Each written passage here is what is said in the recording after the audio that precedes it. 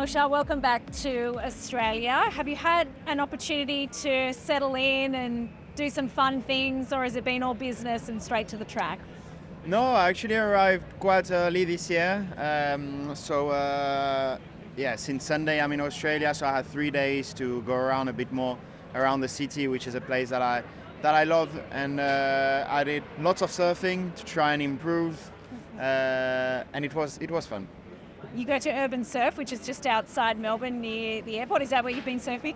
Exactly. Yeah, exactly. I mean, it's the perfect waves all the time, so it's a perfect way to get started and to learn a bit more about this sport. But for now, I'm still not at a great level.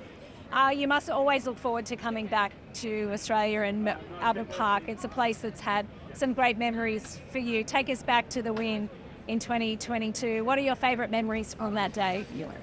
It was amazing. Obviously, it was quite early on in the season, like it is this year, and we arrived from a very difficult year in 2021.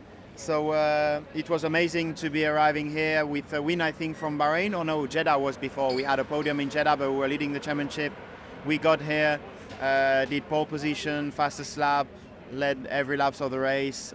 Winning on Sunday was a very special feeling. So this year we are in a bit of a different situation. Red Bull still have the upper hand, so we need to keep working in order to catch them. But hopefully we'll have a great result anyway. How does your perspective of a place change when you've had success? Now that you're a winner here at Albert Park, do you always look forward to coming back? Do you pinpoint some of those places and think, I can't wait to get there to be able to replicate that? Yes, for sure. I mean, there's the result and racing side, but there's also the whole country and the vibe side that I absolutely love. I mean, it's a really, really nice place. But obviously, having had such a great weekend in 2022, it brings back memories whenever I'm back at the track here, and it gives us motivation to try and reproduce that this weekend. So 2 rounds into the season, what is your summary of where the team is at and what that gap looks like realistically to Red Bull?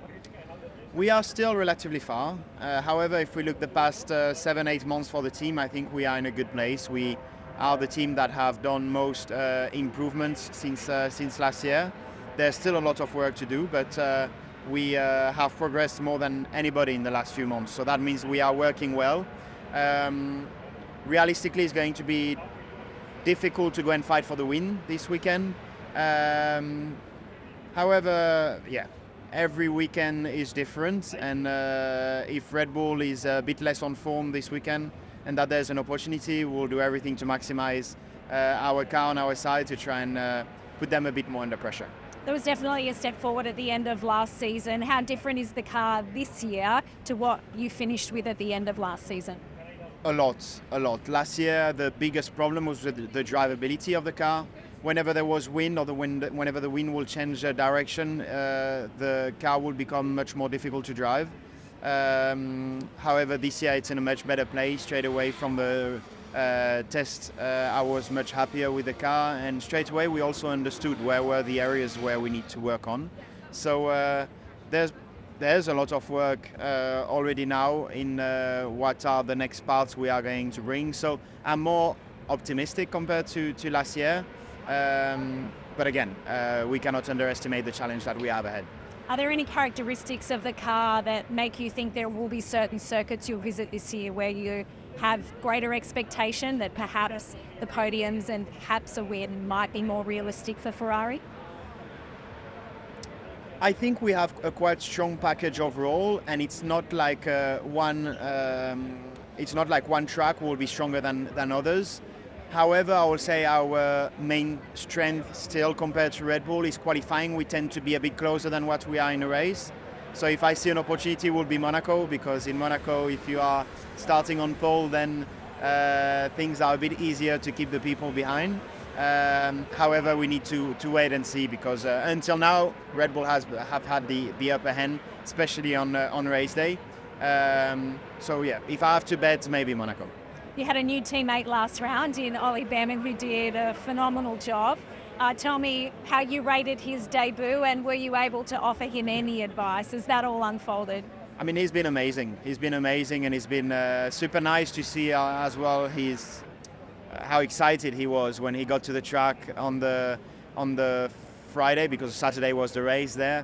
I mean, 5-7 hours before qualifying, he had a call. He needed to be at the track and get ready for his first Formula One race, and he has done an incredible job. He has shown it to everybody. I think it's a matter of time before he gets to Formula One now. But it was nice. It reminded me a little bit of me when I started here in Australia, actually 6 or 7 years ago.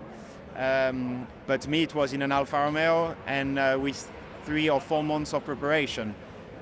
For him, it was in Ferrari with 2 or 3 hours of preparation. So it was a pretty special day for him, for sure.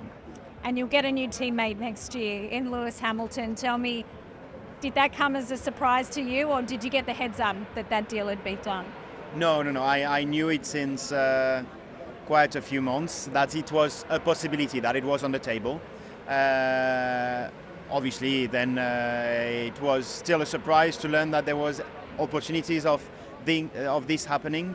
But still, I mean, I've had a really amazing relationship with Carlos. We have had amazing years together, more difficult years also together as a team, because the performance was not exactly where we wanted, but we have been working extremely well together, and we are looking forward to this last year together in order to end that in the best way possible. And then obviously Lewis will be joining the team, which is an amazing challenge for me because he's the most successful driver in F1 history, and it's going to be great to have him as a teammate. Do you see it as an opportunity to continue to learn? I mean, what do you hope to be able to learn from potentially the greatest of all time? Of course, I will learn from Lewis. It's also an opportunity for me to show what I'm able to do, which I take it as an exciting challenge, and I think it's going to be great. It's been fabulous to see you back here in Australia. We're wishing you all the very best for the Australian Grand Prix and for the rest of the season. And let's get you in the ocean in Australia next year for a surf. I might know someone that might be able to give you a surfing lesson or two. Okay, perfect. Let's do that then. See you next year.